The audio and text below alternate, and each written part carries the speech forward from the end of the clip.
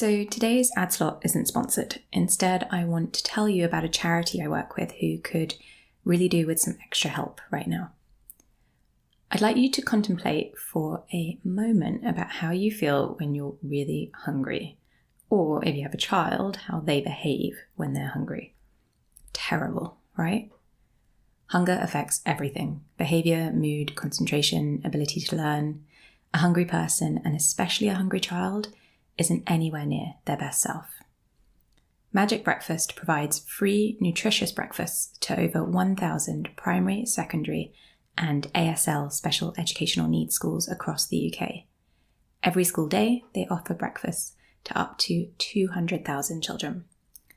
But it's also not just about the food. I've visited their schools, and their clubs also serve as a place for children to come together, get support from teachers, catch up on homework, relax with friends, even get their hair braided. How needed is this charity? Sadly, very, and more so than ever. According to government statistics, before COVID, around 1.7 million children in the UK were living with food insecurity, meaning that they're at risk of hunger in the morning. That number is now looking closer to 4 million. And of course, with the cost of living crisis, it's just rising. I volunteer with Magic Breakfast. I'm on their development board, and I know the money goes where it's needed to supporting children, as well as lobbying for policy change to encourage the government to step in. Magic Breakfast actually always say that their ultimate aim is to make themselves obsolete, to end child hunger for good. If you have the ability to support a hungry child, please do check them out. It's magicbreakfast.com. Thank you.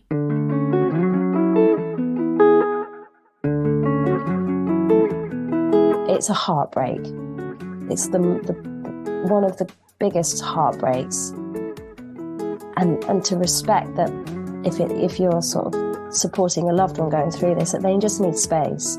You know, I disappeared for a year, and all my sort of friends in the London Royal Ballet didn't know what had happened to me.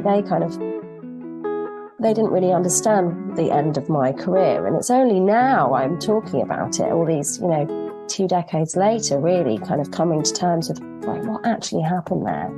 But I also, if I'm honest with myself, there is a little bit of regret in that I thought it was all over. But now I look back and I wish that there was just a mentor or someone who said, take a break, but no, it's not the end. It doesn't have to be the version that you thought, but it can still be in your life. That would be my advice. Take a step back, but it doesn't have to be the end. Also, if it is, there is so much. When you let go of a singular vision, the whole world opens up. Welcome to Priorities, the podcast about the things in life that really matter. I'm your host, journalist and coach Lily Silverton, and each week, along with a roster of incredible guests, I'll be exploring how priorities inform and transform our lives, sharing mindset tips, strategies, tools, and inspiration to help you prioritize your own life. We'll be covering what we think is important and unimportant, what we'd like to work on a little more, and the moments that changed our priorities and lives forever. I hope you enjoy. My guest today is yoga teacher, studio founder, and author Naomi Annand. After a decade of teaching, Naomi founded the East London yoga studio Yoga on the Lane in 2012, and it has since become one of the most well-respected yoga spaces in the UK. She's created and runs 2 teacher training programs, one for adults and one for teaching kids yoga. And she's the author of 2 books, Yoga, A Manual for Life and Yoga for Motherhood. Naomi has had many moments in her life where her priorities have had to shift in an instant, and I think this is a really valuable episode for anyone going through change or if you know someone who is. Welcome, Naomi. Hi, Lily. Nice to see you. Nice to see you. Well, it's about 10 a.m. on a Tuesday morning. Do you have a morning routine of any kind? My morning routine is either get up, make the kids pancakes, and they're kind of obsessed with pancakes. I'm also obsessed with making pancakes because it's one thing that I can do well in the kitchen. And then I either teach or it's the school run. So this morning it was the school run, and it's actually it feels really nice to do that. I don't always get to do that. Just been running a retreat. So I bag Bagsy doing it this morning, which sounds probably mad to lots of people. But yeah, often I'm like up teaching and I miss that little moment. But it's like so morning routine is just that really, breakfast, kids or teaching. And yeah. Are you a morning person? So at the moment, I would say not. I've had a sort of recurring chest infection, is the very bit boring, but and I've got, various health things, and yeah, so I've had to really get all the sleep I can get. So I'm quite slow in the mornings at the moment, but I guess when I'm thriving, when I feel like I'm on good form, I set an alarm before the kids, or before I teach, and I meditate and have a short moment of short practice for myself. But in reality, the honest answer is at the moment, I'm just lying in bed trying to get every last second that I can just to sort of recover properly. Yeah. Good. It sounds like that's exactly what you need. Yeah. Yeah. I'm a big believer in like just throwing the shoulds out. Yeah. And also like when I really like my meditation, my yoga practice to feel like it's a really creative thing for me. I don't want it to feel like a burden. I struggle with routine though, Lily. I listen to your podcast and I love it. And when I hear just various little bits of other people's routines, I think, yeah, I should do that, but that's not what I believe in, is it? Throw the shit away. Well, I love asking about morning routines because I'm kind of fascinated by them. But I have no morning routine. I get woken up by whatever child has like bounded into our bed or screamed next door. So I think it's definitely worth saying that I think most people who listen to this podcast don't have morning routines. It's just always interesting to hear how people organize their days. I think so. What's interesting as well is like what we're all aspiring to.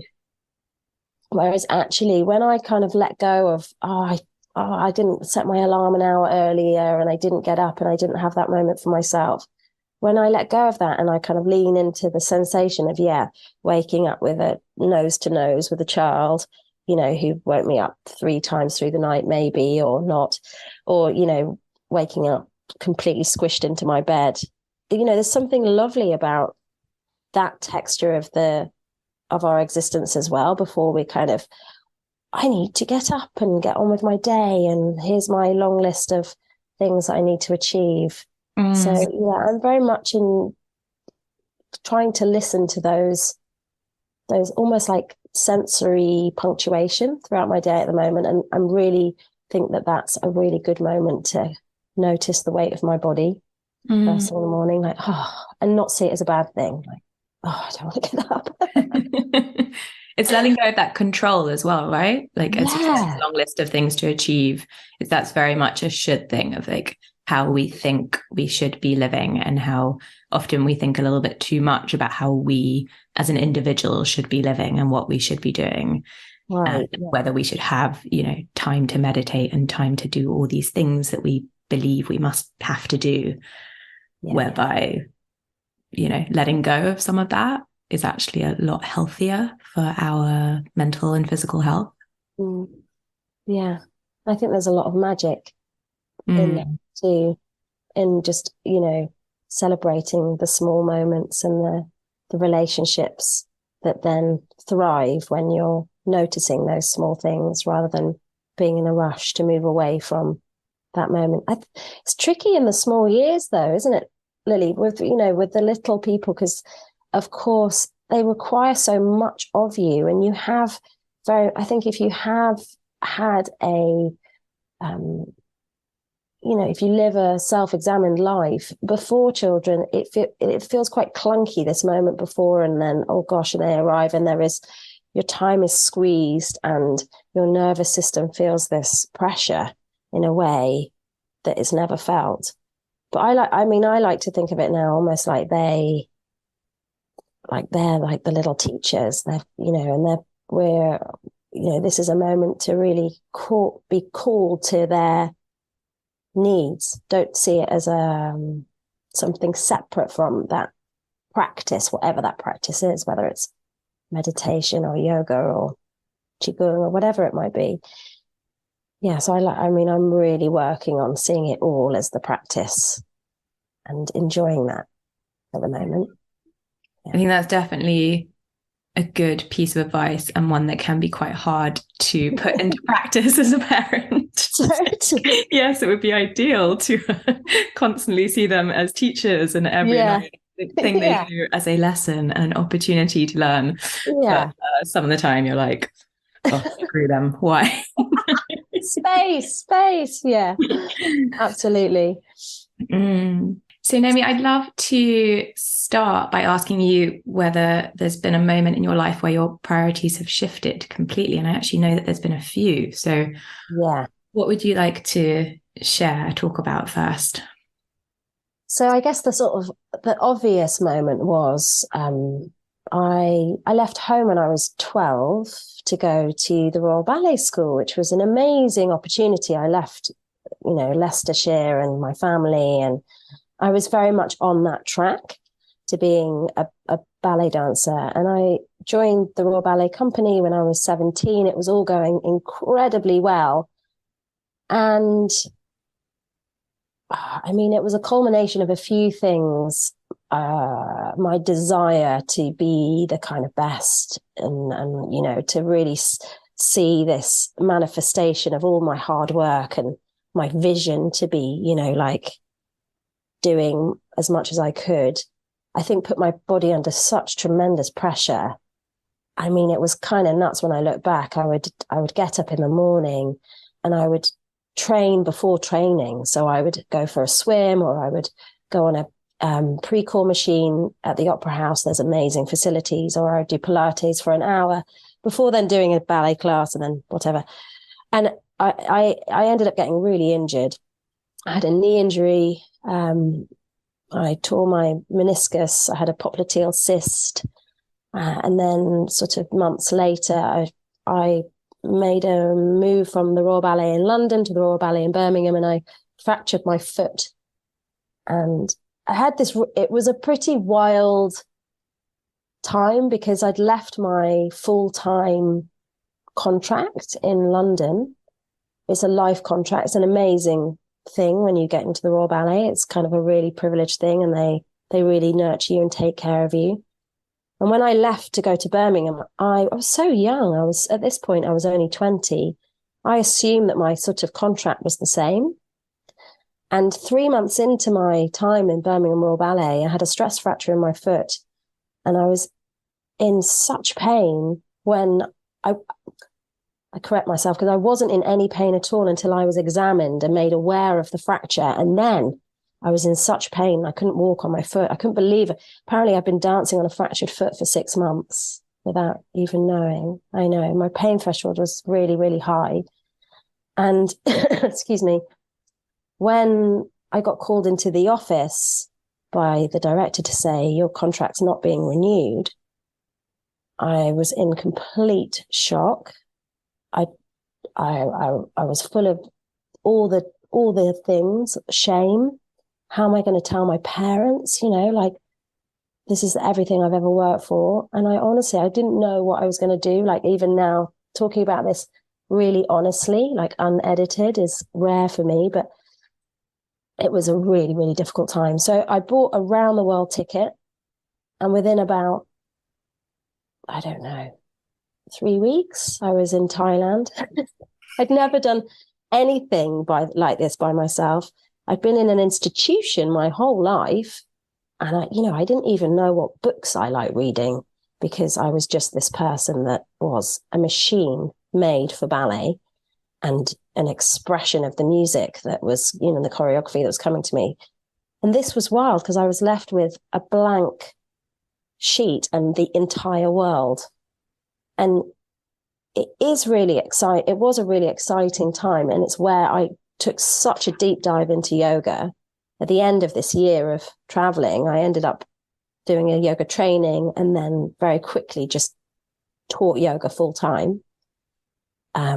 But yeah, that moment was, I guess, a really, everything changed. everything changed. And I realized that I was a really different person to the one that had been dancing. All the things that I like to do. Actually, I don't like to train all day. I don't like to push my body hard. I don't like to numb out sensation. And although I think often people say, oh, you're a yoga teacher, you're a ballerina, oh, that's a really natural sidestep. I think quite the opposite. It's a completely different discipline. One is about pushing through and listening to demands and putting them in your body, regardless of what it feels, how it feels in your body. And the other is about tending to and softening into and moving from this really quiet strength. I guess that's where they meet a little bit. There is a kind of quiet strength to both of them. So that was a really big but beautiful time in the end. Hard, and at times, a little bit kind of crazy. I look back and I think, wow, I was so young, 21, and had never done anything like that by myself. And I was staying in some fairly suspect places. I was doing it all on a shoestring. Yeah, and it was pre-internet, so I had a sort of, or like internet as we know it. I could go to an internet cafe, but they were constantly, there wasn't enough service. So I had a calling card to call my mum, but I also had I made her this photo album it was massive by, I think, 4 months into my trip, and I sent her home this photo album. It's quite funny to think now, isn't it? Like a physical thing. And in it was all these like different experiences. And so she could see. Yeah. Amazing moment. That's an amazing thing to have now as well, I bet. Yeah. Well, it's funny. I haven't thought about it for a long time. And even just mentioning it to you makes me think I need to dig that out and show the kids, because it was such an adventure. Like an adventure inside, an adventure outside, and an adventure around the world. Yeah. It was a kind of amazing moment. Hey, if you're enjoying the themes in this podcast and want to delve a bit deeper into prioritizing your own life, come on over to my Substack, Prioritize This, where I release weekly essays, voice memos, and coaching questions on priorities, habits, values, and generally the stuff that makes for a better life. Search Prioritize This on the Substack website or app. Do you feel like it took some time to find your identity again after leaving the Royal Ballet? Yeah. I think it did and it didn't. In that, yeah, there were like these kind of obvious questions of, like, who am I and what do I like? Just on that really kind of, because when you're in something like the Royal Ballet, you have the same schedule as all the people that you share your changing room with, and you're in this kind of family. It's a really special, and it's actually a really supportive environment. There's a wonderful sense of camaraderie, and I've met the dearest, loveliest people through it. Despite the reputation of it being, obviously it's very competitive, but actually it's also this family. It's a wonderful thing. But then you can almost like lose yourself. Well, I shouldn't speak generally. I think I lost myself in it. You eat the sandwich that everyone's eating. There is a kind of like falling into those habits. So when I sort of took myself out of that, I really allowed myself to be, I think, what was actually at the core of myself, which was quite a different soul to the one that was like pushing herself to be this striving. So just also the quiet of, I was always in a changing room with people. There was always conversation.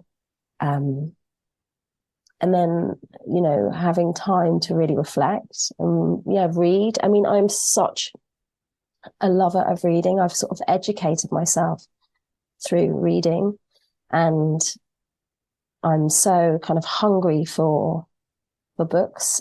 I didn't discover that until my 20s, which is extraordinarily late when I look at my daughter, who is devouring chapter books as a little person. But I just didn't do that because I had this tunnel vision from such a young age.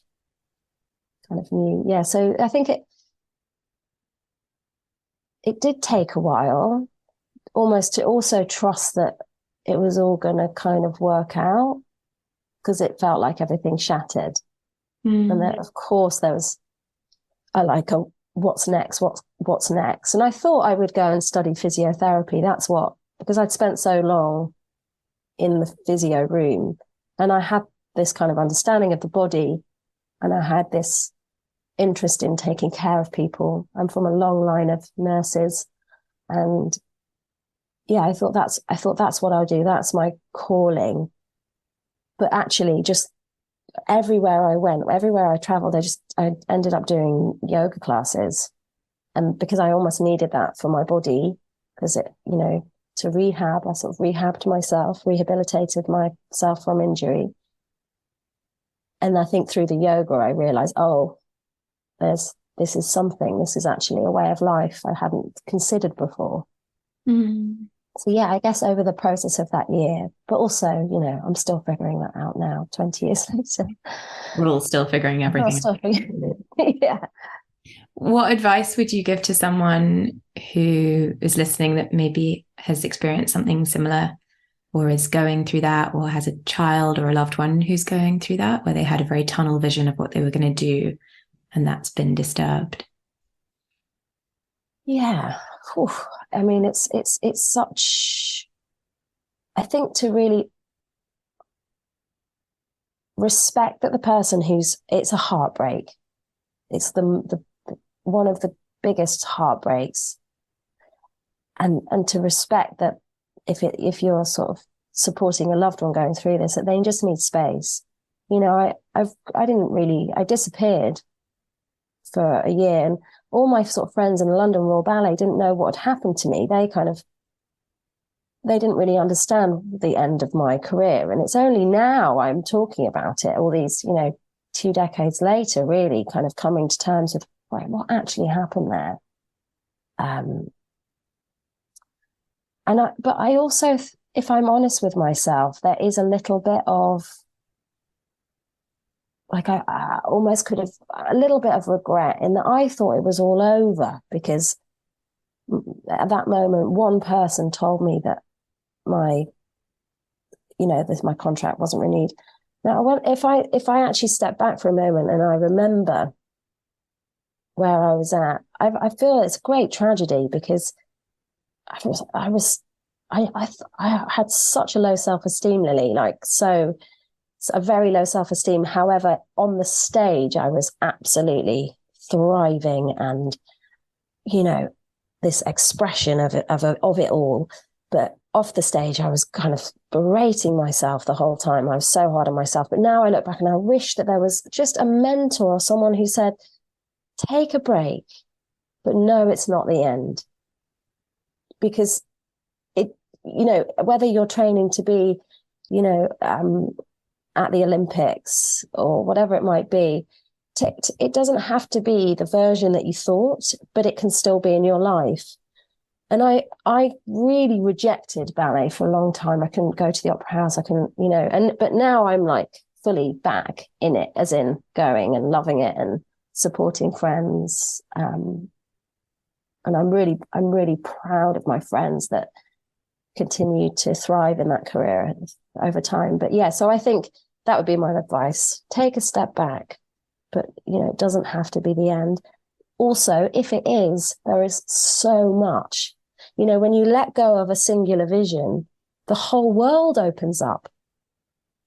And that's amazing, So I think the kind of parent that I am, I love my kids to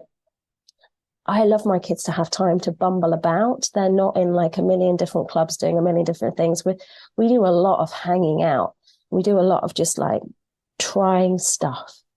And I'm really keen that they feel like that they can do that. They can do lots of different things, and without this sort of pressure, because I want them to feel like they have the whole world. yeah, don't know if that makes sense. Absolutely. So talk to me about one of your priorities then, leading on from that. So creativity. Mm. And I'm really keen to kind of tap back into that. I see yoga as a creative practice. And like one of the things I've written about in Yoga for Motherhood is motherhood as a creative act. And that's something that's important to me. Yeah, in this like broader sense of creativity, just really tapping into, as I mentioned before, like the senses and letting life feel and be as colorful as it is actually. And then another one is health. So supporting my own health. I'm not very good at things like routine, but I would like to find time and energy to really tune into what works for my body. I'm very good at kind of taking care of lots of other people, but actually listen, I have type 1 diabetes and I can see my blood sugar on this wild escalator, and yet on the outside I'm this very calm, steady person, rock for lots of people, and yet on the inside there is this big fluctuations, and I kind of need to really give that some space. I really need to work with what my body is feeding back to me. I find it a really challenging thing to control. My blood sugar is really erratic. How old were you when you found out you had diabetes? I was in my 20s. So yeah, I was 20. I think I was 26 or 27. And yeah, which is about 16 years ago. I'm about to be 42. And when I got diagnosed, I'd actually it was 16 years ago. I met my partner, and I think it was like the first time in my life I felt truly safe and held. And then I had this awful diagnosis and nearly lost my life. I was really, really poorly. It's very dangerous to be type 1 diabetic and undiagnosed. And I unfortunately was for a little bit longer than I should have been. And I'd been, I was losing my hair. My hair was thinning and I was incredibly thin, but eating so much. I mean, my friend Jane, who is a bit of a surrogate mother to me, she was really worried about me. She thought maybe I was having had an eating disorder or something, which thankfully I didn't have that problem at that moment. But what it was that everything what I was eating was going into my bloodstream as sugar because the insulin was no longer there. And then, so my body went into ketoacidosis. So it was basically, I was just this like toxic, acidic body. So I was really I was really unwell. And when I finally got diagnosed, I was in hospital for a few weeks, and it was actually an amazing moment because I lay in hospital having insulin for the first time, and I'd clearly needed it for a while, and I could feel myself coming back to life. It was wild, and I was like putting on weight before my eyes. I was padding out. It was the most amazing feeling when you feel like you're drifting and you feel this lack of control. I had a real impending sense of doom, which happens, I think, when you have something really, really wrong and you don't know what it is. So I'm very, very grateful for getting to the bottom of that, but it was also a really difficult time. Yeah. And especially in your 20s, because you kind of, you think you know who you are at that point. At this point, I'd been teaching yoga for maybe 5 or so years, and I'd just met my partner and things were going really well. and then I got really poorly really quickly. But I do think I'm really interested in that relationship of, often people talk about autoimmune issues. They happen when after periods of acute stress. And actually, I think I've got type 1 diabetes in my family. My great uncle is type 1 and various other distant relatives. I think my body, had this predisposition, and almost like I'd been holding on so tightly. It was going to happen at some point, and it was almost like waiting to be in the arms of my love, like the one that could actually like hold me through it. Yeah. So he's been amazing and continues to be like such a good partner and friend in supporting me with it, because it's 24/7, like nothing else. Yeah. Did it mean you had to completely reprioritize at that time? Or were you already, I guess you've been teaching yoga for some time, was health already at the forefront of your mind? I think I thought it was. I completely changed how I practiced. I'd been practicing really hard and hot. It was all about kind of big, strong sensation. I thought I was being super kind to myself. The messages, they were very much imbued with yoga philosophy. I've always been very interested in also Buddhist practices, compassionate practices. I thought that was all kind of in play. And I guess you also had the contrast of ballet before. So yeah, I know. Point was pretty high. Exactly. You can't go from like A to Z. I needed to kind of slowly climb down the mountain. And I think Bikram yoga, which is what I was doing, felt like actually a very good shift from ballet, which is, like this, where I was doing a class every day and it was sweaty every day. And so I did that. But yeah, now I realize that also was pushing my system a lot, my adrenals a lot. I was teaching, some weeks, I think I was teaching up to 20 classes a week in a hot room, and then crazy doing yoga, of course, would have pushed my immune system and my hormonal system a lot. So yeah, I completely changed how I practiced at that moment, and had to rest in a way that, I'm one of those like pick myself up, get back on with it kind of people. And I guess this was a moment where I had to kind of really tend to myself in a different way.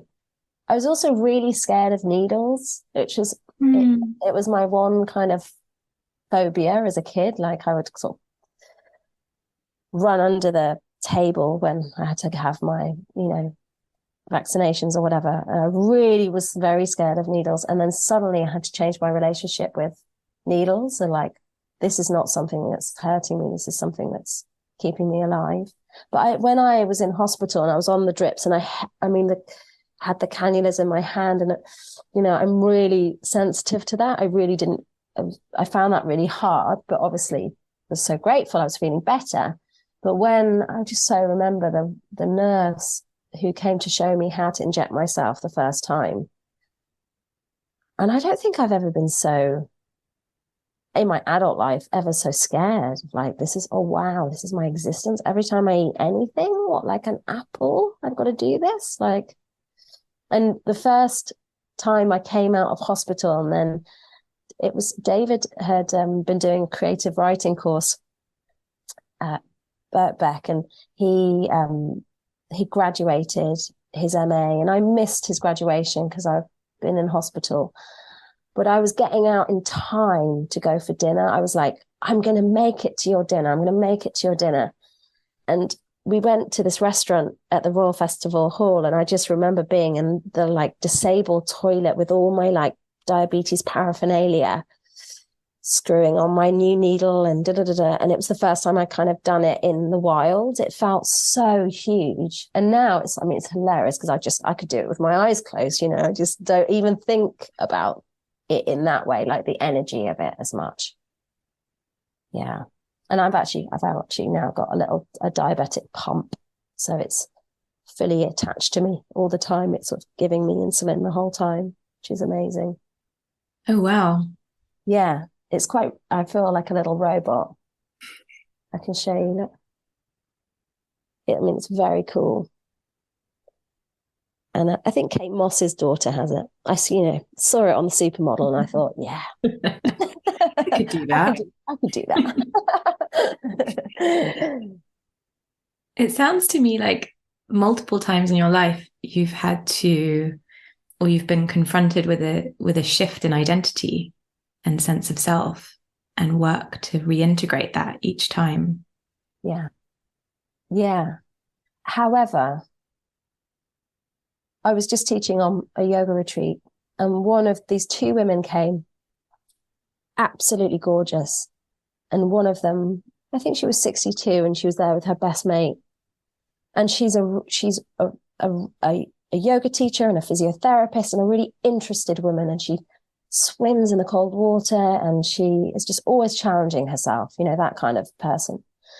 And she was saying to her friend that, or her friend was saying to me, the question that she always asks her is like, hey, have you changed? Have you changed? And if not, like, come on, what are you going to do? Like, that's her thing. And I sort of sat with that on the way back yesterday on the train thinking, have I changed? Have I changed? I've gone through lots of changes.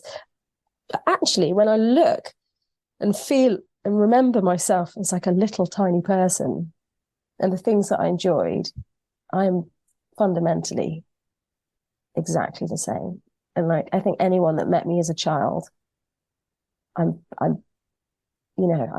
very recognizably me in how I look, in how I sound, and how I am, the things I'm interested to. It's almost like I've done a bit of a full circle. I think I've had a few like trying things on for size along the way.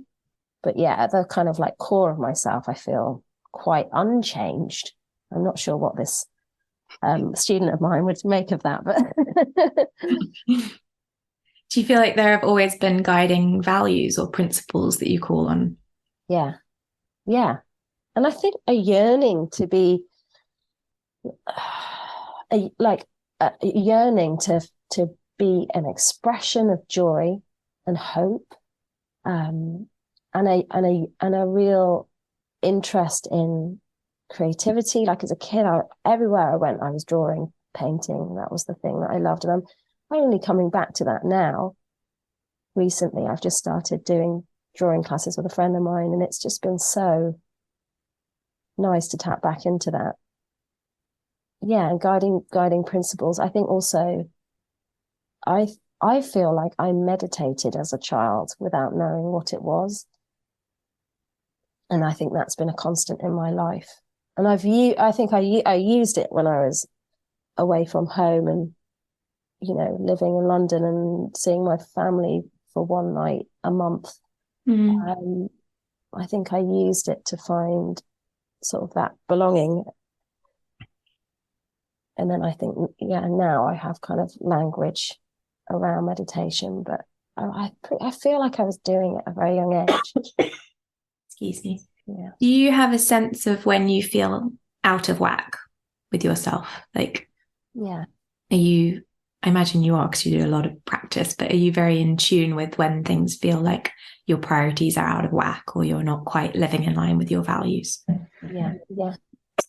I think so. I think it was really difficult actually starting this year. I love the renewal, the feeling of January. I really like that kind of energy of starting again, and then just being hit by just not feeling not well, and like coming in and out of this. Oh, I think it's gone. I know lots of people have had this really. A friend of mine who's an acupuncturist, he described it as sticky, and I was like, that's so accurate. It's sticky. It's really kind of clinging, holding, and you think you're kind of rid of it, and then it's sort of back again. Sounds like you may. Yeah, I'm coughing as well. So. You may understand this. To say everyone's got it. Yeah, everyone's got it. And yeah, I think that's been like a really weird way to start the year. But it's also, I had this big retreat where I was taking people away for 4 nights, 5 days, and I had so much practice planned for them that I kind of had to be well for it. And I'm very committed to my classes. So it takes a lot for me to cancel classes. But prior to the retreat, I had to cancel. That's my body was just saying, no, lie down. And and David took the kids away for even one of the weekends so that I could just be in bed and horizontal for a whole weekend. So yeah, I think I'm really in tune with my body, which is a gift, but it's also a curse. I think I'm also in tune with the body as like the collective body. And I feel like I pick up on quite a lot. So I have to really manage my energy. When I've, students, loved ones going through hard things. I mean, I can feel that in my body. I feel like I can take it on. So I had to work quite hard at boundaries over the years. That is a priority, actually. Healthy boundaries. Yeah. In the energetic sense, and knowing what's mine and knowing what needs to be sort of returned to where it came from. Because I'm open and I like that quality. It's not like I want to kind of close myself down, but I just want to work in a way that's sustainable. Like managing that empathy and compassion. Absolutely. Whilst also towards yourself. I think that's the key, right? Because very often people manage it outwards and then don't say no when they need to, or don't rest when they need to, or don't set those boundaries against people or situations that are toxic or stressful. Yeah. Realize that they're not actually living a life in line with what they think they do. Or, if you're not empathetic inwards as well as outwards, then you're not living an empathetic life. Yeah, that's it. And I think it's really come, like for me and how I practice myself and how I teach, it's very much the message of like little and often. Because in those like little check-ins, even if it's just putting your hands on your body and asking yourself a question, how am I? Doing that throughout the day and taking a moment, if you're writing, I feel like when I was, writing my books, I'm not necessarily built to sit at a desk, but I would sit for sort of hours and feel like things were flowing and coming out. And, you have to kind of follow that urge. It's really important when you're in a kind of flow state to go with it. But to stand up and to put my arm at the wall and stretch and do those little things, tend to kind of the things as they come up rather than leave them for later. Oh, I'll stretch later. You're making me want to stretch now. Yeah, we should totally do that. Listening could stretch their arms. Yeah. You're sitting at the desk. Little compassion breaks. It was sweet. The editorial team at Bloomsbury got really into this as an idea, and they would get up and like stand and do these like little stretches. I was so delighted that that's what they were doing. So I think they were setting an alarm every hour. That's so what we should be doing, isn't it? In the office. Yeah. And make it normal so it doesn't feel like it doesn't feel like a weird thing. You're there in the corner doing your, little stretch. I do a body shake, which I know you do as well. I love Sarah Lowe from one of my teachers, which is just sort of standing and shaking for 3 minutes. And I teach it whenever I go in to do corporates as a way to sort of release anything, but especially if you're feeling a bit angry or stuck or been standing up. Yeah. And then one of the corporates that I went into, they integrated it. So the whole office would sort of stand up and just shake for a few minutes, which I never got to see, but I love the idea of.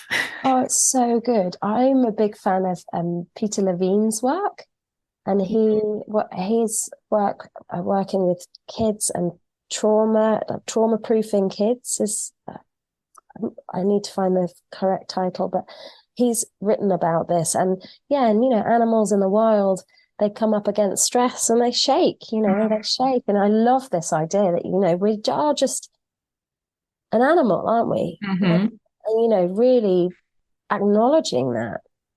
So often, I think with teaching yoga, that's the thing that's most moving for people, is to actually tune into that softness, to tune into their body as animal body, and then like release what's there, because they've felt it for years, but they've our brain, our mind is so powerful, it can just override anything sensation if we ignore it. Yeah, so that connection is, I think it's so moving. And when you see people come into their body and reintegrate. Yeah. Absolutely. Yes. Talk to me about your kids yoga initiative that's a priority for you. Yeah, this is exciting because I've been trying to, figure out for years how to sort of support the unit, and through the pandemic, I was teaching our kids' school just on Zoom, and I kind of came up with, well, it's funny, we were just saying shaking, slightly different approach. So we would start every session with, because a lot of the kids are in flats and it's small and you don't not enough space and all of that. So we'd start every session with shaking or running on the spot or walking on the spot. And then they'd check to see if their heart was beating, and then they'd give me a wave if it was. And so it was like this little moment of teaching them and realizing, oh, you know what, these key teachings that actually are really just important for getting on in life. The self-agency, this for boundaries, this is my body, this is your body, for interoceptive awareness, to feel sensation from the inside out, and then the kind of connection of eye contact. You can do that so quickly in yoga, and schools are so under-resourced. So that was that moment of just teaching them through the pandemic. I kind of really I've been wanting to do this for years, but to almost like design a course that could go into schools, a 6-week yoga course, essentially the same class, and every week a slightly different focus, everything from creativity to rest. We got yoga matters very kindly donated, props, and including blankets. They said, if there's one thing that we could get you, what would it be? And I said, don't worry about a mat, but a blanket. And at the end of every session, they build a nest, and they essentially kind of swaddling themselves. And yeah, I mean, it's been amazing, Lily. Sorry, I'm going really roundabout way of telling you that we ran a yoga course, a 60-hour yoga course, teaching people to teach kids yoga, whether they're parents or teaching assistants or yoga teachers or physical therapists of some kind. And then they went out into the schools and they taught these half-an-hour sessions, but as a 6-week course. And we piloted that last year and it went really well. And so we're doing that again this year. We're training people to teach this kids yoga, and then they can go out. And I mean, it's everything from the facilitators on the course are extraordinary, and they're all women and they're just fantastically skilled.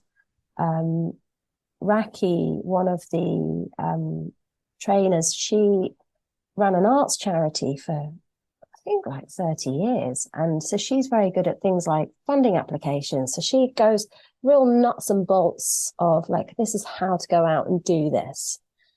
And then we have a psychologist who works primarily with families, and she's just got so much experience looking at the whole brain child, that idea of, not seeing and not labeling behavior. And actually, one of the things that was extraordinary, I live in Homerton, Clapton, and my kids go to the local school, which is a school that has been struggling. It's not a good school even. It's been in needs improvement.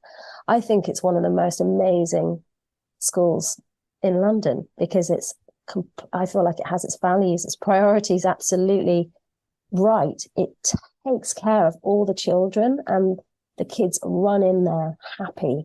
And I see a school where children are thriving. I'm not interested in Ofsted at all. I think it's just ridiculous. But anyway, one of the lovely things about the yoga and going in there and teaching these children is the children that have been perceived as, struggling and having behavioral needs, they responded so well to the practice. And I think because they've got all these options, they're not pinned on a mat. They can come off it. They can come on it. It's interactive. They're moving their body. They've got so much energy.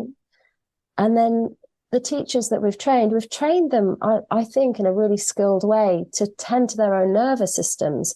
So if it's all kicking off and it feels like they're losing control, we've taught them real ways to just tend to their own nervous system and to communicate non-verbally. And it's extraordinary how the kids just stop, deep belly breathing, standing, open, standing in a really grounded way and saying nothing. And they all eventually, it doesn't take very long, and eventually you've got them again, you've got their attention, rather than meeting them at this kind of state of panic. And then the whole session becomes about that. So yeah, some important, I would say, really important life tools that they can kind of go out into the world with. And because it's only a 6-week course, they kind of show up for each session in a quite excited capacity. They know it's not forever. It's this ongoing, boring yoga lady. It's like 6 weeks. We've got 6 weeks. This is what we go on, this little journey. So that's great. And I do feel I'm not looking at setting it up like a charity that we then have almost like control all the pieces. I'd much rather teach people the skills and give them the knowledge so that then they can go out and do it in their way. I think there's so much more freedom in that. And I think it has a potential to really start to spread out more, ripple out effect more. Empowering others instead. Absolutely. Yeah. I taught with Camden Council maybe 5 years ago, a project a little bit like that, where I went in to work with a school where some of the children who, don't know if I'm going to use the correct term, but it was essentially sort of behavioral issues or additional needs. And I had a really similar experience. They were all very young, it was sort of between the ages of 7 and 11.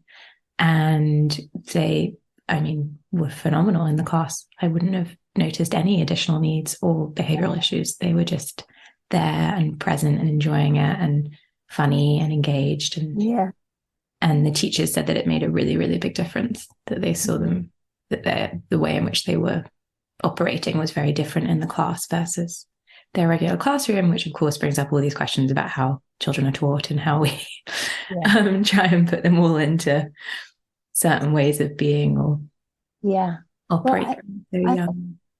It's really nice, I think, that connection. And also how one of the other teachers on the course, Avni Trivedi, she's a osteopath, a zero balancer, and does many therapies, water therapy and all kinds of things. And she gave me such a good piece of information years ago, or a suggestion when I went to see her and I was feeling quite bogged down, pressured. And she said, go walk up high to the top of a hill and just be with an expansive horizon. And I've really taken that and thought about that. And in terms of the children who are always in, contracted spaces, and it's loud, for anyone with any sensory, who feel their senses heightened, that's such a lot. It's this pressure. And then to go outside and to feel expansive and to see the sky, it really adds, I think, to the practice. It really lends, it gives them more opportunity to embody some of these ideas that we're talking about. They're less abstract when you can actually express like that. Yeah, absolutely. And for anyone who's done yoga, or for anyone who hasn't done yoga and doesn't realize this, but all the lessons from yoga are the ones that you take and apply them off the mat. It doesn't matter at all if you can, balance on one leg. It's about, taking that sense of balance into your everyday life, or, that sense of flexibility of mind is so much more powerful and important than any degree of flexibility in your body. Yeah. And learning how to fall and to, to actually, to fall and to feel that it's okay to fall, and to fall in a way that's, you can bounce back up. The ground's got you. And I think, there's lots of good messages on there in the yoga practice. What would you like to prioritize a little bit more in your life, Naomi? I think I have a tendency to take things very seriously. So I would like to have a bit more fun. I'm I wrote a newsletter on this a couple of months ago. I need to find It's all it. about prioritizing fun because I'm the same. I'm quite creative and serious. Yes. Uh, I've been trying to integrate a bit more fun into my life. I'll send it to you. Oh my gosh, yes, please. I love your newsletter. How on earth did I miss this one? But talk me Yeah. through what that means to you. So, I mean, I am quite a joyous person. Like, I laugh quite easily, and not like, I'm not saying that. I find it hard. There are some friends, and I don't see them probably enough, but who really kind of get me and I'll cry. It takes me quite a lot to get to that point to really, but to just feel like I kind of moving from an impulse of joy, like the decisions I make, not feeling too much burden. And I know this is a privileged place to be standing, but I've worked really hard the last few years, and I've written a few books, and I've done a lot of teacher trainings, and I feel like I've done a lot. And this period for me, like I think also the kids are really curious at the moment. They're 5 and 8. It's a really sweet age, and they're really nice. They're really nice company. I'm really enjoying this phase in motherhood, and I want to have experiences with them that are fun. Because I'm ready for us to be kind of more of a rather than kind of running away from them, which I think I definitely did in the early years. I think I so was desperate for space that when I needed to feel any joy, or not any joy, but like joy in myself, I would kind of find that I'd kind of go out for dinner, or but actually at the moment my happiest is with them, and so I really want to build on that and find ways to build on that. Maybe travel a bit more with them. Even if it's just getting on a train to Margate. I live in East London, so it's not far. Feet in the sand, doing a few things that scare me, like pushing myself maybe a little bit not in a sort of self-development way, but more in a kind of could open up my life. I don't drive, Lily. I'm really embarrassed to say this. And I wonder if I learned to drive, I'd be able to just bundle everybody in and just be like, let's go. But yeah, at the moment, but I can do that on the train. It's all good. So more joy. More joy. All really good, but slightly abstract ideas. So if we were coaching and I were to say to you, okay, what does that actually look like? What could you do this week or this month? What pops into your head? This week or this month? I mean, I really want to live in a different culture at some point. I want to immerse myself in a different language. I want to learn a language. So I could do some research this week into, maybe, and it might be just spending the summer in Spain, say. So, and the kids are learning Spanish at school, so that makes a lot of sense. So I could do some research this week into, different Spanish cities or by the beach, or where would be, no, understanding that I don't drive. So yeah, probably a city is best or good public transport access, Yeah, so I could do a bit of research this week. And then the other thing I could do is I would have every night kitchen discos, because kitchen discos are a thing of beauty for all beings, I would say, all ages. And I think making them a daily thing. So yeah, tonight, pick up the kids, kitchen disco. Okay. Yeah. Kitchen disco every night this week. Every night this week. Sounds pretty good. Maybe I'll have one You tonight. in, Lily? You're inspired me. Yeah, I'm in. I'm Yeah, 100% we're in. in. Always. Cyndi Lauper all the way. Can't wait.